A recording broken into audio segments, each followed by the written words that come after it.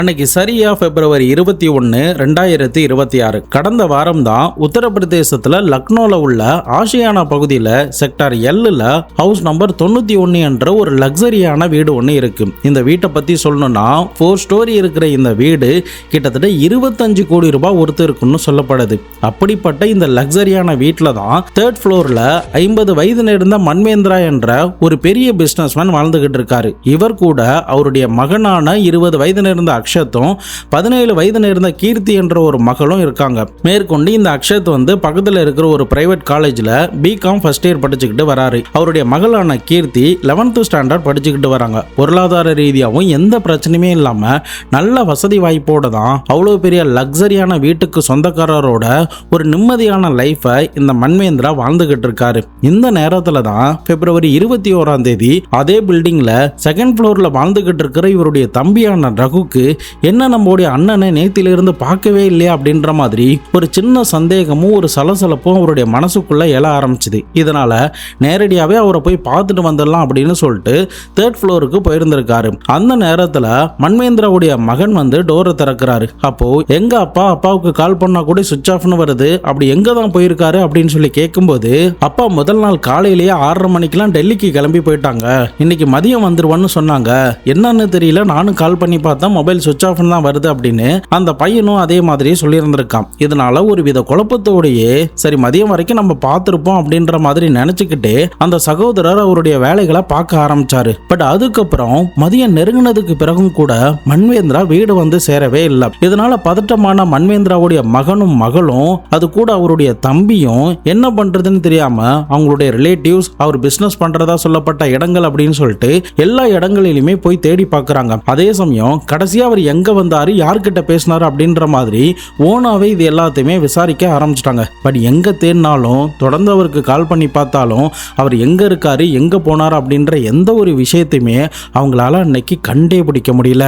ஒருவேளை இவர் பெரிய ரிச்மேன்ங்கிறதுனால யாராவது இவரை கடத்தி வந்துட்டு பணம் கேட்கறதுக்கு முயற்சி பண்றாங்களோ அப்படின்ற ஒரு சந்தேகத்தோட என்ன பண்றதுன்னு தெரியாம அடுத்த நாள் பிப்ரவரி 22 இந்த மன்வேந்திராவுடைய மகனான அக்ஷத் பக்கத்தில் இருக்கிற ஆஷியானா போலீஸ் ஸ்டேஷன்ல போயிட்டு என்னுடைய அப்பா இதே மாதிரி டெல்லிக்கு கிளம்பி போனாரு, 2 நாளா அவரை காணோம், அவருடைய 3 போனுமே சுவிட்ச் ஆஃப்னு தான் இருக்கு, என்னாலும் கொஞ்சம் விசாரணை பண்ணுங்க அப்படின்னு ஒரு மிஸ்ஸிங் ரிப்போர்ட்டா அந்த பையன் கொடுத்திருக்கான். போலீஸுமே இது ஒரு ஹை ப்ரொஃபைலான கேஸுங்கிறதுனாலையும் அந்த சமூகத்தில் ஒரு பெரிய அந்தஸ்து இருக்கிற ஆளுங்கிறதுனாலையும் ஒருவேளை பணத்துக்காக யாராவது கடத்தி வச்சுட்டு இவர் ஏதாவது மிரட்டுறதுக்காக வெயிட் பண்ணிக்கிட்டு இருக்காங்களா, அப்படி இல்லைன்னா இவருக்கு யாராவது எதிரிகள் இருந்து அவங்க யாராவது அவங்கள போட்டு தள்ளிட்டாங்களா அப்படின்ற சந்தேகத்தோட இந்த வழக்குல கொஞ்சம் கூட டைம் வேஸ்ட் பண்ணாம இமிடியேட்டா போலீஸ் களத்துல இறங்கி விசாரணையில ஈடுபட ஆரம்பிச்சாங்க.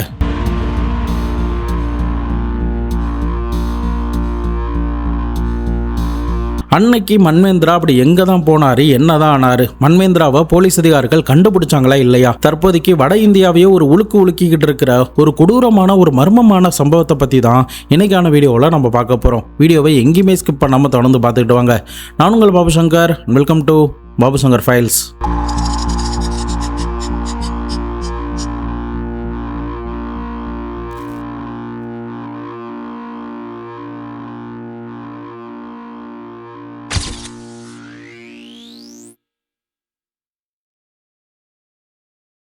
நம்ம சேனலில் வர வீடியோஸ்லாம் உங்களுக்கு பிடிச்சிருந்ததுன்னா மறக்காமல் லைக் பண்ணி ஒவ்வொரு வீடியோ சம்மந்தமாக ஏதாவது கமெண்ட் பண்ணிட்டு போங்க. அப்போ தான் உண்மையாகவே கிரைம் சேனல் பார்க்குற நம்முடைய ஆடியன்ஸுக்கு ரெக்கமெண்டில் போய் சேரும். ஸோ எனக்காக அதை மட்டும் பண்ணிட்டு போங்க.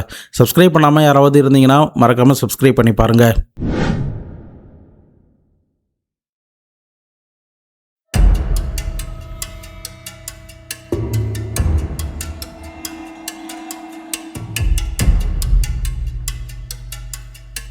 இந்த மன்வேந்திராவை பற்றி சொல்லணும்னா இவருக்கு சொந்தமாக 4 பேத்தாலஜிக்கல் லேப், 3 ஒயின் ஷாப்பு லைசன்ஸோட வச்சு நடத்திக்கிட்டு வராரு. பெரிய அளவுக்கு பணம் புரள்றதுனால எந்த பிரச்சனையுமே இல்லாமல் யாருடைய வம்பு தும்புக்கும் போகாமல் ஒரு நல்ல லைஃப்பை தான் இவர் தன்னுடைய மனைவி பிள்ளைகள் கூட வாழ்ந்துகிட்டு இருக்காரு. ஆனால் அந்த சந்தோஷத்தை அவருக்கு கெடுக்கிற விதமாக சரியாக 9 வருஷத்துக்கு முன்னாடி, அதாவது அவர் காணாமல் போவதற்கு 9 வருஷத்துக்கு முன்னாடி உடல்நிலை சரியில்லாத காரணத்தினால அவருடைய மனைவி இறந்து போயிட்டாங்க.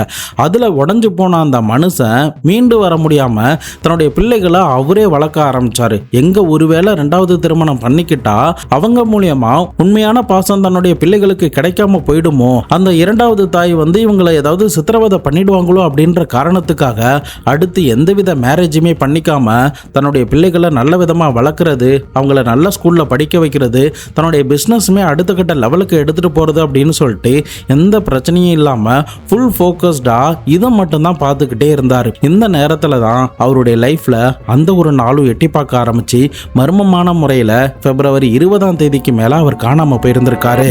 தொடர்ந்து போலீஸ் ஆபீசர் அவர் எங்க போனாரு, யாருக்கிட்ட அடிக்கடி பேசுவாரு, அவருக்கு எதிரிகள் யாராவது இருக்காங்களா அப்படின்ற முதற்கொண்டு எல்லாத்தையுமே சீக்கிரட்டா விசாரணை பண்ண ஆரம்பிச்சாங்க.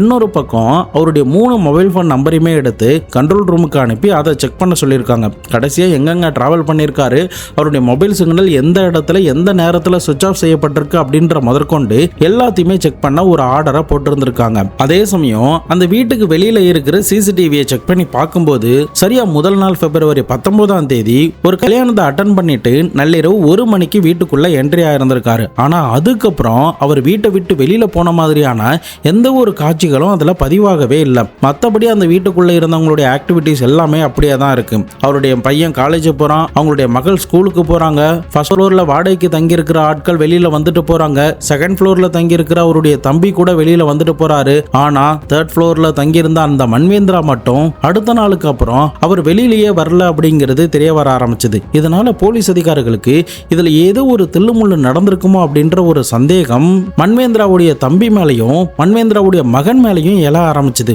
முக்கியமா இந்த கம்ப்ளைண்ட் கொடுக்க வந்தது மன்வேந்திராவுடைய மகனான அக்ஷத் தான். அக்ஷத்தை பத்தி விசாரணை பண்ணும்போது அவன் பிகாம் ஃபர்ஸ்ட் இயர் தான் படிச்சுக்கிட்டு வரான்.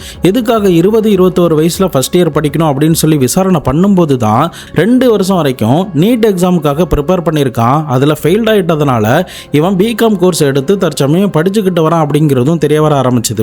அதே சமயம் அவருடைய தம்பி அன்றைய நேரத்தில் எங்க இருந்தாரு, அவர் மன்வேந்திராவை ஏதாவது பண்ணிட்டு ஒரு டிராமா ஆடுறாரோ அப்படின்னு சொல்லிட்டு அந்த ஆங்கிளுமே விசாரணை பண்ண ஆரம்பிச்சாங்க. ஆனா போலீஸுக்கு ஒருத்தர் மேல சந்தேகம் ஜாஸ்தியா இருந்ததுன்னா அது இந்த அக்ஷத் மேலதான். அதுக்கு காரணம் என்னன்னா, இவன் கம்ப்ளைண்ட் கொடுக்கும்போது எந்தவித பதட்டமோ எந்தவித பயமோ அவனுடைய முகத்துல இல்லவே இல்லை. சாதாரணமா ரொம்ப கேஷுவலா அந்த கம்ப்ளைண்ட கொடுத்திருக்கான். சம்பவம் நடந்த அன்னைக்கு நீ எங்க இருந்த அப்படின்னு சொல்லி அவங்க கிட்ட கேட்கும்போது நான் வீட்டில் தான் இருந்தேன் அப்படின்ற மாதிரி சொல்லியிருந்திருக்கான். ஆனா அவனுடைய மொபைல் சிக்னல் சம்பவம் நடந்த அன்னைக்கு எங்க இருந்துச்சு அப்படின்னு சொல்லிட்டு சிடிஆர் ரிப்போர்ட்லாம் செக் பண்ணி பார்க்கும்போது தான் போலீஸுக்கு முக்கியமான ஒரு பிரேக் த்ரூ அதுல இருந்து கிடைச்சது. சரியா இந்த கம்ப்ளைண்ட்லாம் கொடுக்கப்பட்டு 2 நாட்கள் கழித்து இந்த அக்ஷத்தை போலீஸ் அதிகாரிகள் அவங்களுடைய கார்ல அழைச்சிக்கிட்டு அந்த மன்வேந்திராவுடைய வீட்டில் இருந்து 20 கிலோமீட்டர் தள்ளி இருக்கிற ஒரு இடத்துக்கிட்ட அழைச்சிட்டு போயிட்டு அங்க இருக்கிற ஒரு இடத்த காட்டி இந்த இடத்துக்கு நீ வந்திருக்கியா அப்படின்ற மாதிரி போலீஸ் கேட்குறாங்க. இல்லையே, நான் இதுக்கு முன்னாடி வந்ததில்லையே, நான் இப்பதான் ஃபர்ஸ்ட் டைம் வரேன் அப்படின்ற மாதிரி சொல்லியிருந்திருக்கான். ஆனா போலீஸ் அதிகாரிகள் எதுக்காக உன்னுடைய மொபைல் சிக்னல் கடைசியா இங்க காட்டுனுச்சு, அதுவும் உன்னுடைய அப்பாவுடைய மொபைல் சிக்னலும் உன்னுடைய மொபைல் சிக்னலும் ஒரே நேரத்தில் ஒரே இடத்துல இருந்திருக்கு, அவருடைய மொபைல் போன் சுவிட்ச் ஆஃப் ஆகுறப்ப கூட உன்னுடைய போனும் இந்த இடத்துல தானே இருந்திருக்கு அப்படின்னு சொல்லி கேட்கும்போது அவன் கிட்ட இருந்து அதுக்கான எந்த ஒரு பதிலுமே வராம போகுது. இதனால ஆத்திரமான போலீஸ் உடனடியாக அவனை பலார்னு 2 அறை விட்டு அவங்களுடைய ஸ்டைல்ல விசாரிக்க வேண்டிய விதத்துல விசாரணை பண்ணும்போது நடந்த உண்மைகள் எல்லாத்தையுமே ஒன்னு ஒன்னா அவன் கக்க ஆரம்பிச்சான். அவனுடைய கன்ஃபெஷனை கேட்ட போலீஸே ஒரு நிமிஷம் மிரண்டு போயிருந்திருக்காங்க. ஏன்னா இவ்வளோ சின்ன வயசுல அவன் பண்ண அவ்வளோ பெரிய கிரைமை கேட்டதும் போலீஸால அதை நம்பவே முடியல. அவங்களுடைய உடம்பெல்லாம் உறைஞ்சு போச்சுன்னு கூட சொல்லலாம். அப்படி அவன் என்ன கன்ஃபெஷன் சொன்னா, அன்னைக்கு உண்மையிலே மன்வேந்திராவுக்கு என்ன நடந்துச்சு, அவர் தற்போதைக்கு எங்க இருக்காரு அப்படின்ற முதற்கொண்டு எல்லாத்தையுமே டீட்டெயிலா 1 by 1 இப்போ நம்ம பார்க்கலாம்.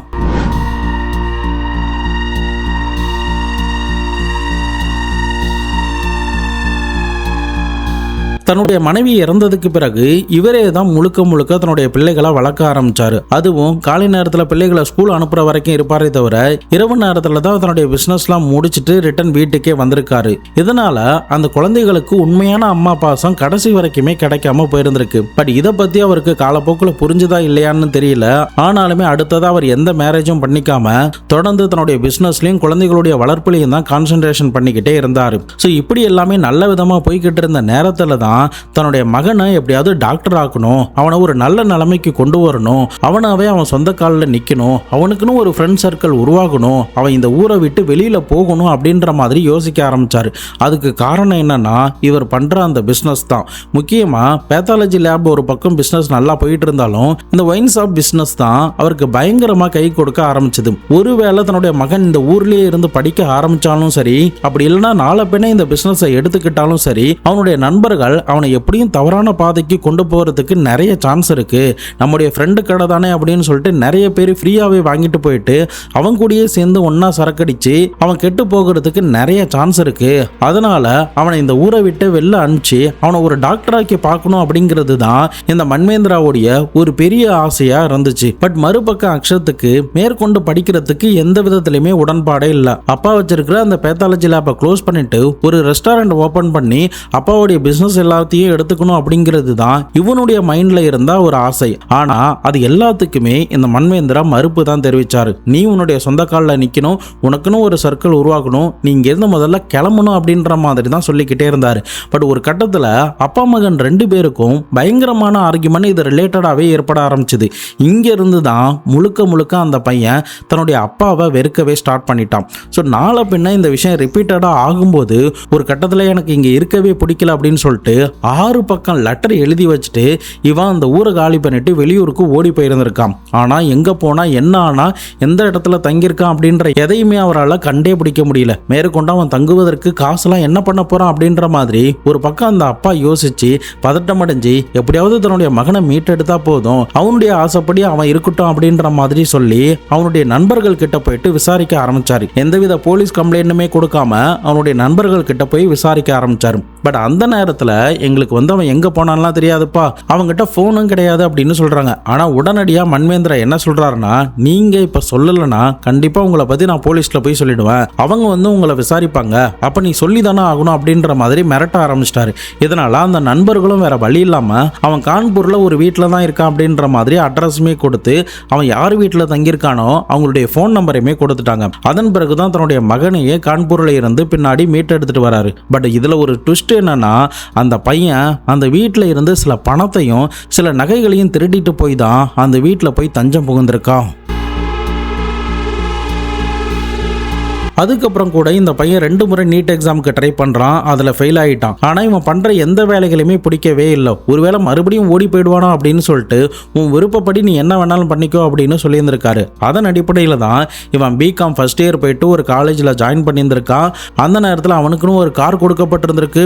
இன்னொரு பக்கம் அந்த ஒயின் ஷாப்ல இருந்து சில விஷயங்கள் இவன் மேனேஜ் பண்றதுனால இவனுக்கு மாதந்தோறும் 17,000 ரூபாய் சம்பளம் மாதிரியும் ஒரு பாக்கெட் மணி மாதிரியும் கொடுத்துருக்காங்க. 17,000 ரூபாய் காலேஜ் படிக்கிறவனுக்கு பாக்கெட் மணினா யோசிச்சு பாருங்க, நல்லா அவன் எந்த மாதிரி எல்லாம் செலவு பண்ணிருப்பான்னு. நீங்க நினைக்கிற மாதிரியே ஊதாரித்தனமா தான் அவன் செலவு பண்ண ஆரம்பிச்சான். அது மட்டும் இல்லாம அந்த லிக்கர் ஷாப்ல இருந்து அங்க இருக்கிற யாருக்குமே தெரியாம சரக்கு பாட்டில திருடிட்டு தன்னுடைய நண்பர்கள் கூட சேர்ந்து தண்ணி அடிக்கிறது, தம் அடிக்கிறதுன்னு சொல்லிட்டு இந்த மாதிரி கெட்ட பழக்கத்துக்கும் அவன் உள்ளாக ஆரம்பிச்சான். தொடர்ந்து இந்த மாதிரியான பிரச்சனைகள் அப்பா மகனுக்குள்ள இருந்துகிட்டே இருந்த நேரத்துல தான் அந்த வீட்டுல இருந்து 50க்கும் மேற்பட்ட சவரன் கிட்ட தங்க நகைகளை இவன் திருடி அந்த வீட்டுக்குள்ளேயே ஒளிச்சிருந்திருக்கான். இதை பத்தி தெரிய வந்ததும் மேலும் மேலும் தன்னுடைய மகன் மேல ஒரு வெறுப்பு தான் அவருக்கு கிரியேட் ஆக ஆரம்பிச்சது.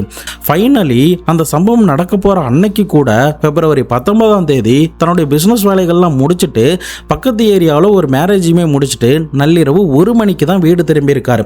ஆனா வந்ததுமே தன்னுடைய மகன் கிட்ட ஒரு பயங்கரமான ஒரு சண்டையை போட்டிருக்காரு. அதுக்கான காரணம் என்னன்னா, அந்த வீட்டுல இருந்த 50 லட்ச ரூபாய் பணத்தை இந்த அக்ஷத் திருடி இருந்திருக்கான். இதை தெரிஞ்சுக்கிட்ட அந்த அப்பா உடனடியாக அவங்க கிட்ட ஆர்குமெண்ட் பண்ணி சண்டை போட ஆரம்பிச்சிட்டாரு. இதனால அப்பா மகனுக்குள்ள அந்த இரவு நேரத்துல நள்ளிரவு நேரத்துல சண்டை அதிகமா வெடிக்க ஆரம்பிச்சது. ஒரு கட்டத்துல அந்த சண்டை சமாதானம் ஆனதுக்கு பிறகு அதிகாலை 4:30 மணிக்கெல்லாம் தன்னுடைய அப்பா லைசன்ஸோட வச்சிருக்கிற துப்பாக்கியை எடுத்துட்டு நேரா அவர் தூங்குற ரூமுக்கு போயிருந்திருக்கான். அப்போ அவர் குப்புறப்படுத்த நிலையில தூங்கிக்கிட்டு இருக்கும் போது அவருடைய பின்தலையிலேயே ரொம்ப க்ளோஸ் ரேஞ்சில் அந்த துப்பாக்கியால சுட்டிருந்திருக்கான்.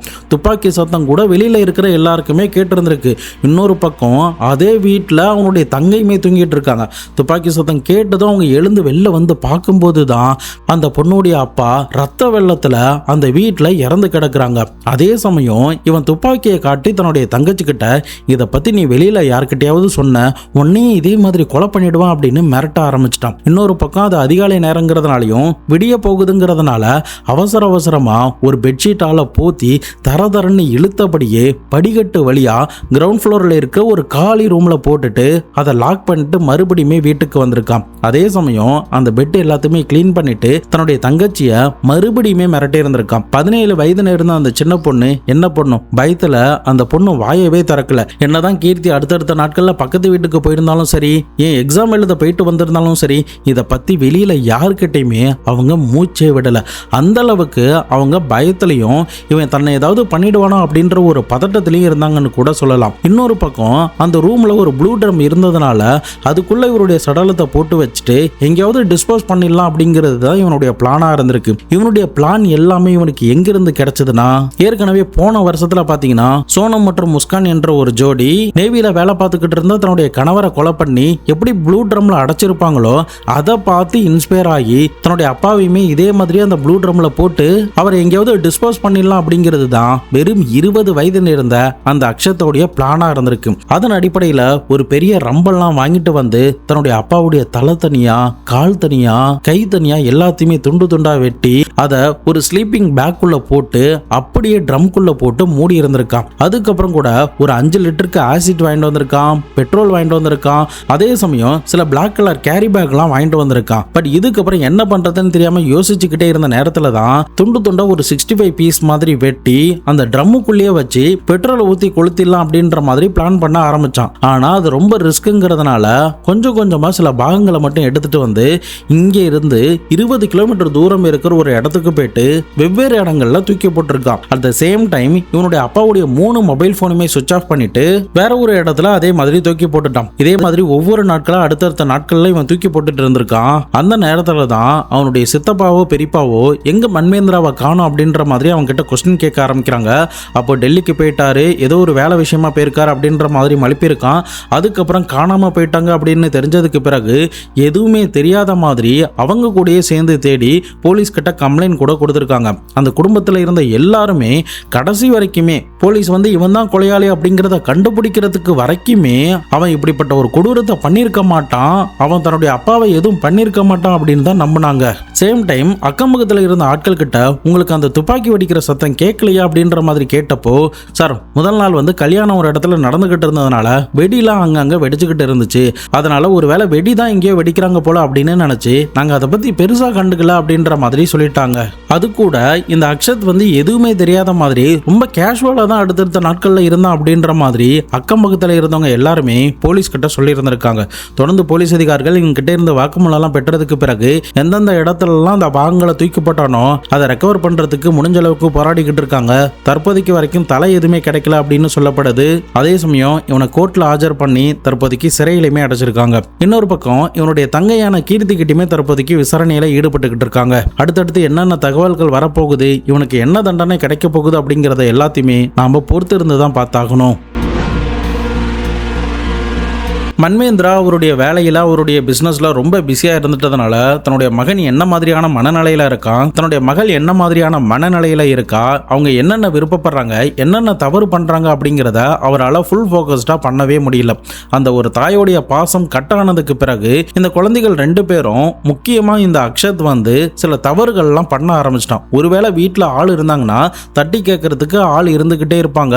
அவனுடைய அம்மா வந்து தொடர்ந்து அவன் என்ன பண்ணுறான் அப்படிங்கிறத வாட்ச் பண்ணிக்கிட்டே இருப்பாங்க. பட் அந்த இடத்துல அவங்களுடைய ரோல் மிஸ் ஆனதுனால இவன் தன்னுடைய அப்பாவை நல்லா ஏமாத்திக்கிட்டு வீட்டில் இருந்து திருடுறது, இரவு நேரத்துல தான் அவர் வீட்டுக்கு வராததுனால அந்த நேரத்துக்குள்ள சில தில்லுமுள்ள வேலைகள்லாம் பண்றது அப்படின்னு இந்த மாதிரியான ஆக்டிவிட்டீஸ்ல வீட்டில் யாரும் இல்லாததுனால ஈடுபட ஆரம்பிச்சிட்டான். சேம் டைம் அவருமே இவனை வந்து ஃபோர்ஸ் பண்ணிருக்க கூடாது, நீ டாக்டருக்கு தான் படிச்சாகணும் அப்படின்ற மாதிரி ஃபோர்ஸ் பண்ணிருக்க கூடாது. பட் அவருடைய பாயிண்ட் ஆஃப் வியூல இருந்து அவர் என்ன நினைச்சிருக்காருன்னா, நாம தான் இந்த லிக்கர் பிசினஸ் வந்து பண்ணிக்கிட்டு இருக்கோம், இதனால நாளை பின்ன அவனுடைய ஃபியூச்சர் வந்து ஸ்பாயில் ஆகிடக்கூடாது, அவனுடைய சொந்த கல்ல அவன் நிக்கணும், அவனுக்குன்னு ஓனா ஒரு சர்க்கிள் இருக்கணும் அப்படின்ற மாதிரி நினைச்சிருக்காரு. பட் இந்த பையனுக்கோ படிப்புல சுத்தமா இன்ட்ரெஸ்ட் கிடையவே கிடையாது. 12லுமே ரொம்ப கம்மியான மார்க் தான் எடுத்திருந்தான். என்னதான் இவங்க கிட்ட நல்ல வசதியெல்லாம் இருந்தாலும் மெடிக்கல் டிபார்ட்மெண்ட்டை பொறுத்த வரைக்கும் இந்த நீட் எக்ஸாமை கிளியர் பண்ணா மட்டும்தான் இவனுக்கான காலேஜ் சீட்டையே எங்க இருந்தாலும் வாங்க முடியும். அதுக்காக கூட இவர் நிறைய செலவு பண்ணியிருக்காரு. பட் அது எதிலையுமே உடன்படாம சரியாவும் படிக்காம அவனுக்கு இன்ட்ரெஸ்ட் இல்லாம அப்படியே ஒப்பைத்திக்கிட்டே இருந்திருக்கான். தொடர்ந்து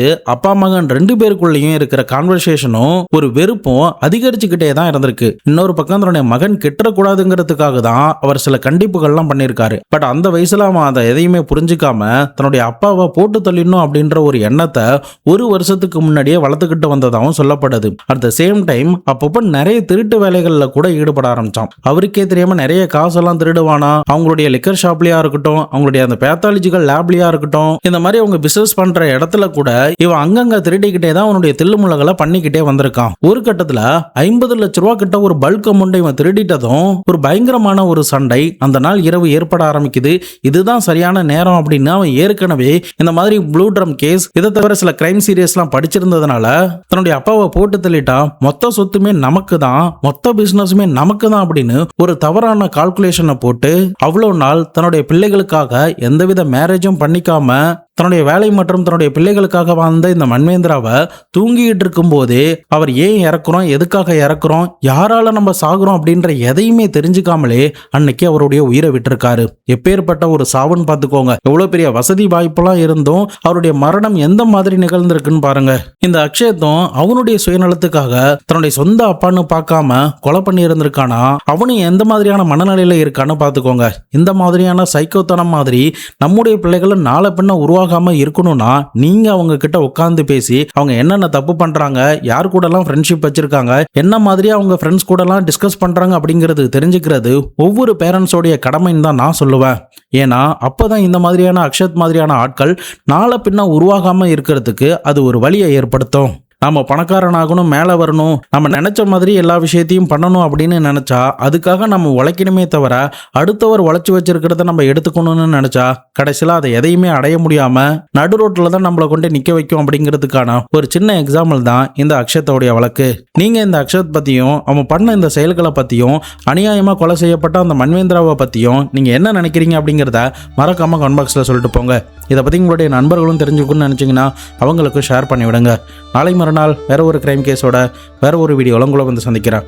அது வரைக்கும் உங்களோட மருந்து விடைபெறுவது உங்கள் பாபு சங்கர்.